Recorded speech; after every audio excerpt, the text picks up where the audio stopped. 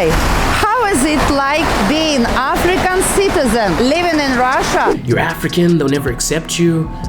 Andy, he is African guy who came here to Russia from Zimbabwe.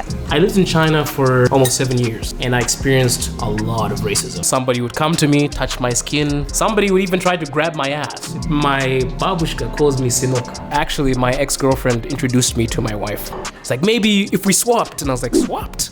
So guys, let's figure out how he survived here in this really such a cold climate.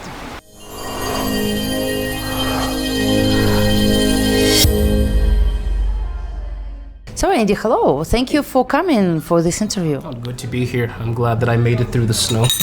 So that's good. Yeah, it was quite complicated.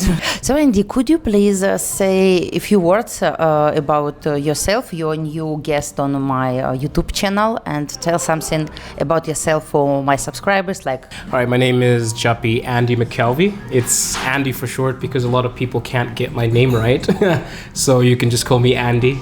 And I've been in and out of Russia for at least 3 years because my wife, who was my girlfriend at the time, was here. So I kept on coming in and out to see her.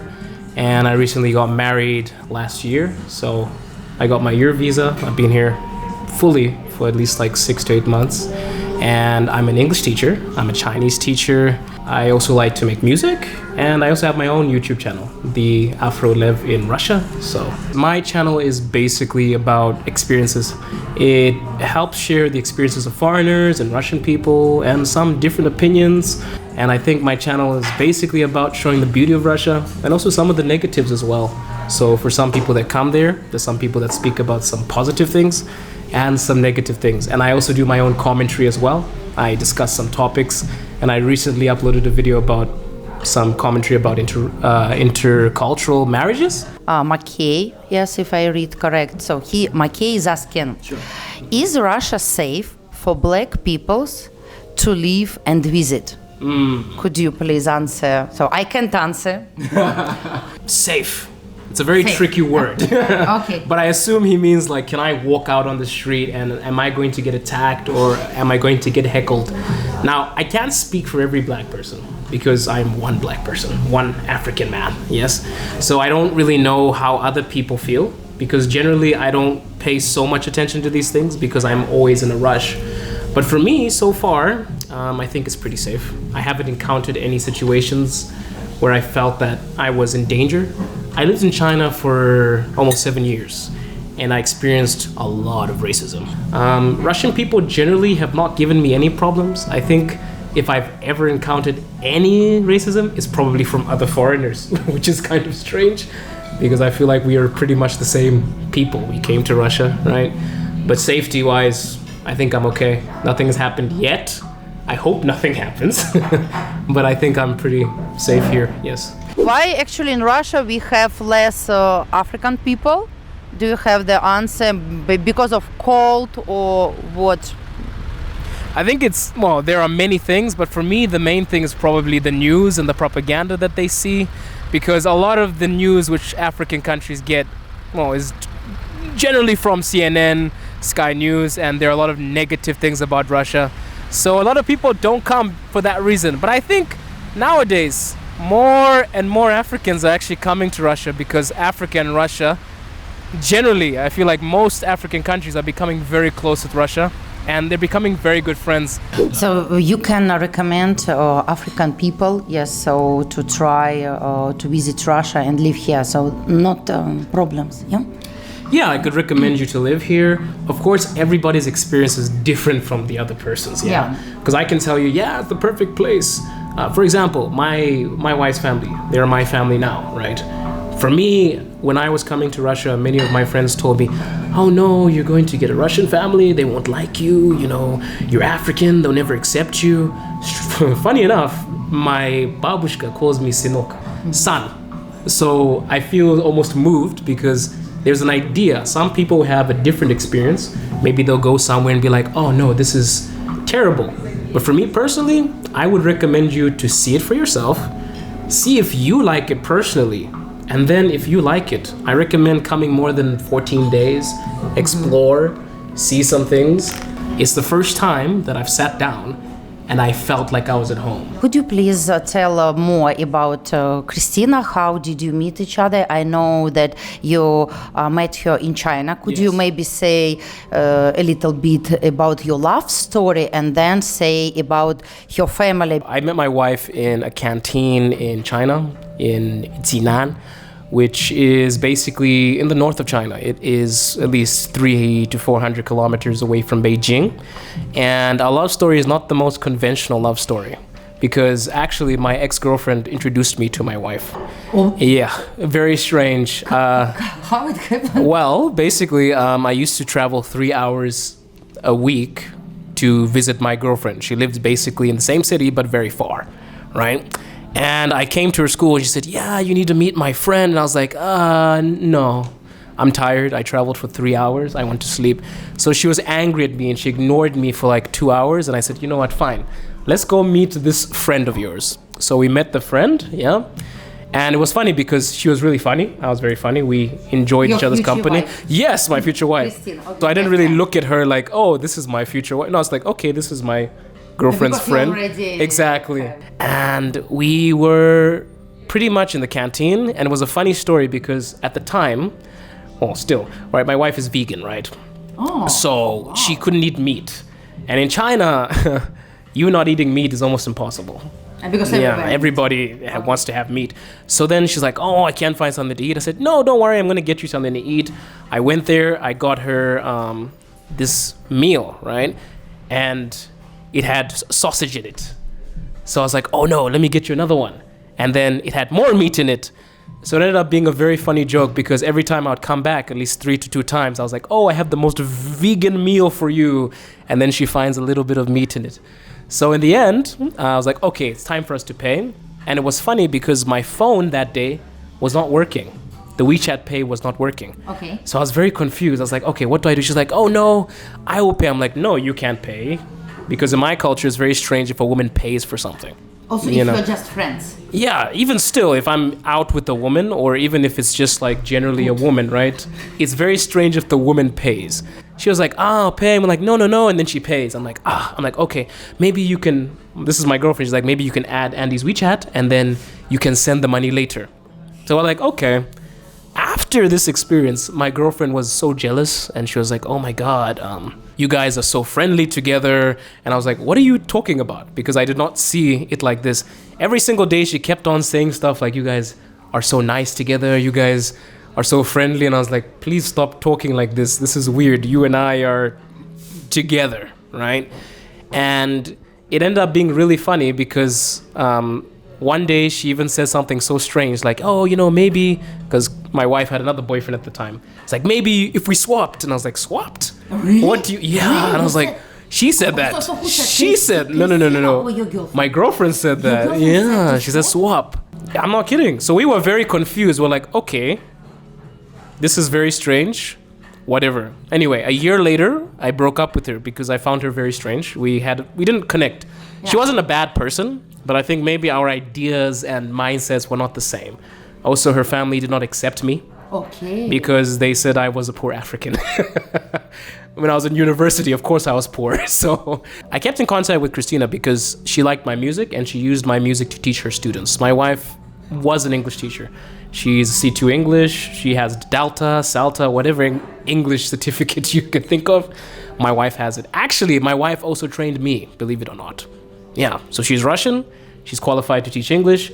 I'm a native English speaker, but she taught me how to teach English. So that's very interesting. And I think my opinion, if you see that, if you feel jealous to your partner, it's better to change something in yourself. Maybe your partner is not happy with you and you need to talk and ask something wrong with me. Maybe, of course, like if I don't spend enough time with my boyfriend, if I'm very busy and he found someone who has time, maybe we need to talk. Maybe I need to do less job. Yeah. Or maybe to break up. No, but it's not good. Normal when. Yes. Yeah. Exactly. So a very interesting story. And could you say, please, what happened next? So you met each other in China, and then how you decided come to Russia? Could you maybe say a little bit about your experience in China, and how you and your wife, how you decided, let's marry, let's move to Russia? After the breakup, basically COVID happened, and my wife and I basically, well, my friend at the time, she wasn't my wife yet. Your future wife. My future wife, apparently, we started talking a lot, and we actually became very close friends. COVID happened. Okay. Yeah, and I was stuck in my dormitory for like 6 months. So 4 walls, basically they would bring food to you. You can't go outside. It's a mess, right? So then we would talk every day, and then one day she video called me, and from there it's like we grew very close. We're like, oh yeah, we need to meet again, but then the COVID was not letting us do that, right? So the COVID in China, there was a zero COVID policy, which basically means that if there's COVID in your city, the city's on lockdown. Even one person. I was more dedicated back then, so I wrote her a song, and she basically cried. You wrote the song? Yeah, I wrote a song for her, and she basically cried. Yeah. So that was the first time I really completed a full-length song specifically dedicated to somebody. So she liked it, and yeah, basically we grew closer. Eventually, we got to a stage where like we have to meet, but COVID is not happening. But like I would like to be with you, so we committed to each other. And then 3 years passed. Yeah. Okay, and why you decided to move to Russia? Because you and your wife, you both speak English, so you can move to US, to Australia, and any English-speaking country. Well, there are basically, I think, at least 3 reasons. The first reason was I was beginning to, become tired of China. Because the racism or possibly the ignorance there, it made me very tired. Because I'd walk around, somebody would come to me, touch my skin, try to take it out, or somebody would even try to grab my ass. It was very strange. Yeah. Very strange. Because Chinese people are they're very new to the whole foreign thing, especially in some cities. Because some cities are still filled with Chinese people, and there are not many black people there. So I spent maybe 3-4 years, I didn't care because I felt like a celebrity. Hey, Andy, take a picture with me. You look like... You tired from this. Yeah, and then I was like, I can't do this anymore. But Chinese people are really nice people. I just think it's because they weren't as exposed as we were as kids, you know? They weren't exposed to different cultures, different nationalities. But sometimes it got very strange. I remember even almost fighting with somebody because they told me not to be in the place that I was living. So I was like, okay, this is getting annoying for me. But racism didn't really get to me as much, but then I wasn't next to my woman, right? So you're stressed. On top of that, the person that you love is far away. So I feel like my emotions were all over the place, right? I kind of just love comfort. Wherever I feel welcomed, I'm okay. And for me, I was like, okay, if my wife is going to be Russian, because I wasn't married to her yet, and this is where she wants to be, I will follow her anywhere. If she went to Afghanistan, if she went to South Africa, if she went to Kuwait, Iran, Palestine, whatever, I would follow her. So the main reason, and it might sound corny, is her. She's just the main reason. If she wanted to move to Australia or America, I would follow her because she's the person that I love, right? So that's basically why I moved. And also, of course, her grandmother was ill. You can't leave your grandmother alone. I said, okay, I'm coming. She's like, what? I'm like, I'm coming. And it was scary because China was very comfortable. The money was really good. Could you say more about your wife's family, how they accept you?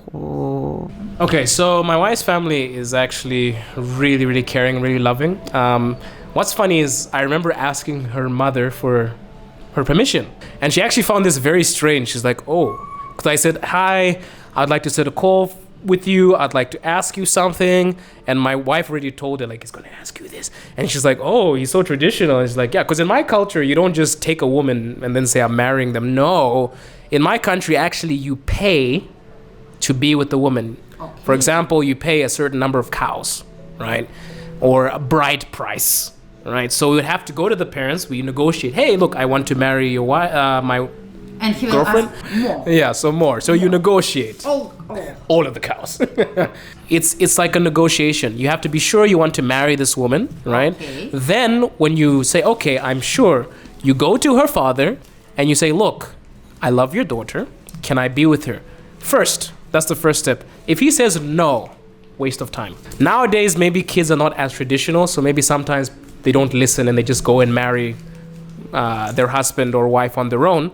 But if the parents agree, then the parents say, okay, I need to meet with you and we need to discuss the terms. It's like a business transaction, right? But my business transaction was not like that, of course. It was more of like permission. So I asked her mother. I even prepared a little speech in Russian. It was terrible because my Russian also was like zero. I knew nothing. I only know "Здравствуйте." That was it at that time. But the funny thing is, I didn't know at the time. So I was speaking Russian. She's like, Andy. I was like, yes. She's like, I really respect that you spoke Russian to speak to me, but it's okay. I speak English. You can ask me. I was, oh, okay. She was very impressed when I spoke some Russian to her. She's like, why does this man from Africa speak Russian to me? So that's why exactly. I am a Russian language teacher and I invite you to my Russian language course. Guys, just click here to my website annaglobaltravel.ru and check all information about learning Russian language with me. You will see face-to-face classes with me or pre-recorded videos. Welcome and let's learn Russian and impress your future wife, parents, or if you're a woman, your future maybe boyfriend you will impress, right? Yeah. And her mom always have these jokes together. She says, you know, I was very confused why Andy chose to marry a Russian woman because he's from Africa, you know, the women are so curvy and so big. And I actually don't have this standard of saying, oh, I think Russian women are better or I think African women are better, because for me, it's more of like if I relate to the person well. And So for it's me, not important, the it's not nationality. important. I agree Not with this important also. because my wife and I, that's my best friend. And her family treats me very well. Her grandmother calls me son. She cooks for me all the time. Her grandmother, you know, she's not well. She can't really walk properly because, of course, she's old. But every time I come to her place, she cooks the biggest meals, blini, ikra, you know, borscht.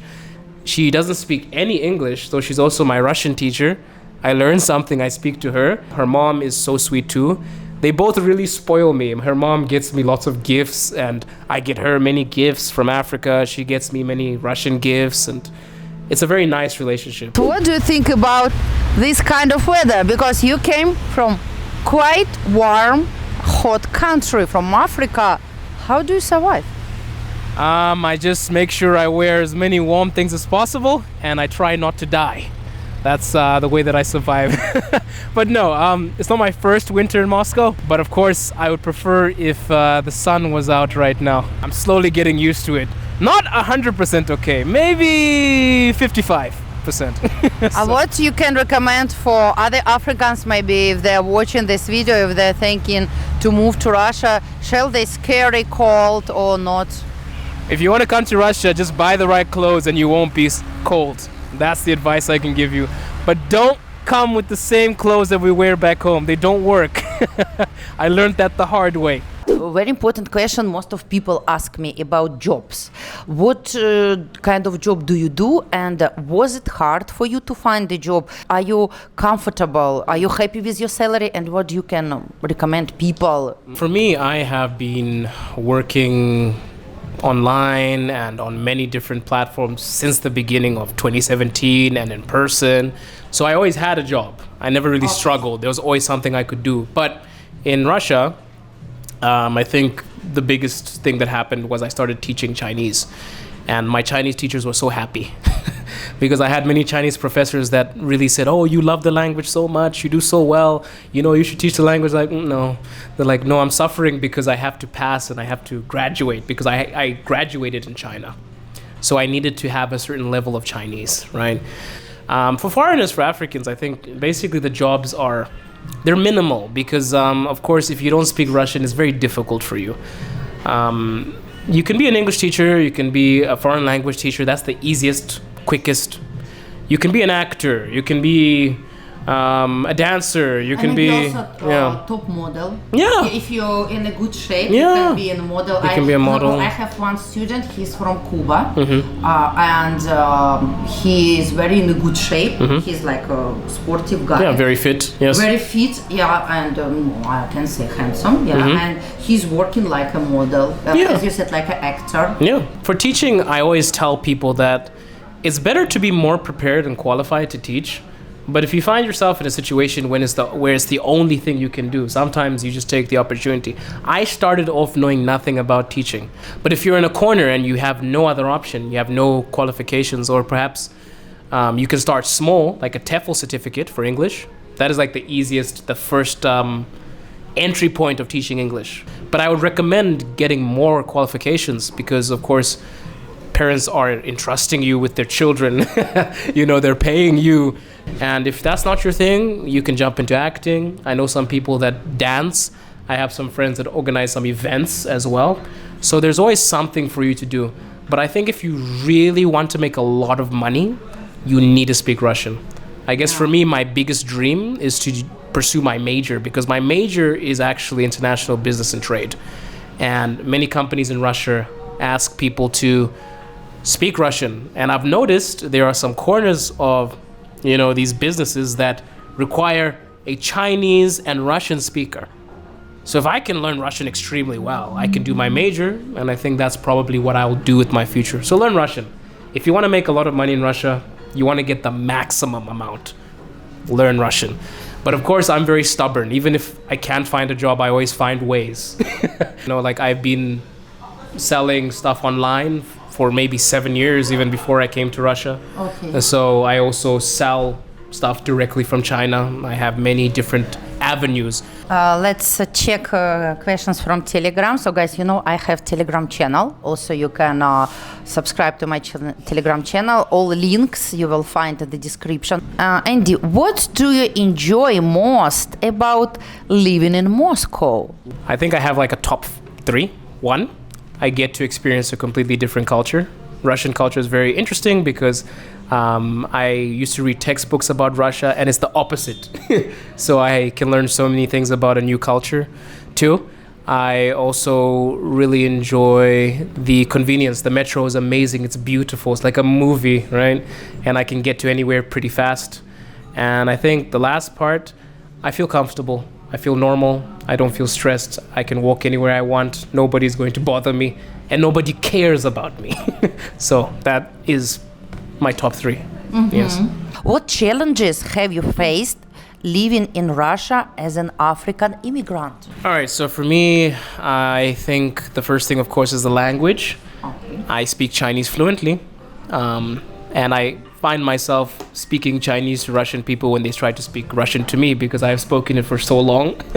So it's a very strange feeling. The language is hard. In my opinion, Russian is harder than Chinese because there are more grammar structures, right? So very difficult, but I'm learning slowly but surely. And another thing for me, I think one difficulty was trying to, calm my friends down, or trying to make them understand that Russia is not the place that they think it is. Because a lot of my friends were like, "Oh, you're gonna die. Is everything okay? Are there explosives there? Will you be fine?" I was like, "No, this is not what you think." So I also kind of made my channel, to show people a different side of Russia. I always tell people there are 2 sides to any story. So I like to share the Russian side. I'm not really concerned about so many negative things about Russia, because I feel like the world has so many negative channels about Russia. I'm more interested in showing the different perspective, a good side. How do you keep connected with your roots and heritage while living abroad? This is actually a funny story, because believe it or not, I am not so good with my roots in general, because my family raised us in a way that is different from the conventional Zimbabwean or Botswana living in Africa, because my parents believe that English should be the first thing we speak in our household. So, I wasn't the most conventional African man. A lot of people, when they hear me speak, they're like, I don't think you're from Africa. I don't think you're from Zimbabwe. I don't think you're from Botswana. But in terms of, I don't know, because I think they mostly speak, they think that every African speaks with a heavy accent. Private schools, my parents used a lot of money to make me like this. But I would say I still have the values, right? I still have the cultural values in me. So I stay connected to my roots by, still communicating with my mom, my dad. I ask them things. I cooked my wife an African meal the other day, a meal from Zimbabwe, yes. And she was very intrigued because it's actually different from Russia. Because Russia is, more concerned with more like a drier type of food, like possibly, you have your chleb, you have your ham, you have your different things. But my country is really into soups and savory food. So I made her something like this and she was like really blown away. So I try to communicate with my mom and like, I want to cook something for my wife that's African, from Botswana or Zimbabwe. And that's how I keep up to date with my roots. And I love to talk to friends from back home. And believe it or not, I don't actually speak my native tongue. I don't speak it very well. So I've also started to look and learn about it because I want my children in the future to keep my culture. I have the mindset of an African living in Botswana or Zimbabwe, but maybe when I speak, you don't see it, but my values are the same. So I'd like to actually learn more of my language, teach it to my children. Okay, and I think last question, right, will be, what advice would you give to someone from Europe who wants to move to Russia? So I have a lot of European friends. I have Irish friends, I have English friends, I have friends from Bulgaria, friends from Hungary. If you're going to move to Russia, I suggest you look at it from an angle where it's like, if you enter the country, accept it for what it is, and you'll be comfortable. Don't try to change anything because, of course, Russia and Europe, they have a slight difference, right? Things are a bit different compared to Europe and Russia, right? People might be more traditional. They might have different ideas. If you'd like to move here, I would suggest you come here with an open mind. And I recommend you to move here because, there are lots of opportunities. I feel like Russian people are very welcoming and there is not such a big difference. Russia is like every other place in the world. It has its own values, its own culture, right? So the advice I'd give you is come here with an open mind, accept the place for what it is, don't try to change it, and you will be comfortable. If you come with the mindset of, oh no, why are people doing this? They must do it like this, you hate it. So Andy, thank you so much for joining my show. It was nice to talk to you guys. You can subscribe to Andy's channel and all links I will share in the description. And guys, thank you for watching this video till the end. You can click here and watch other videos which I made with Andy. Also, you can go to his channel and watch our video where collaboration when Andy asked me about my experience like a teacher, so you can click, and also other videos when I interview foreigners you can find here. So guys, thank you for listening. Bye for now. Пока-пока.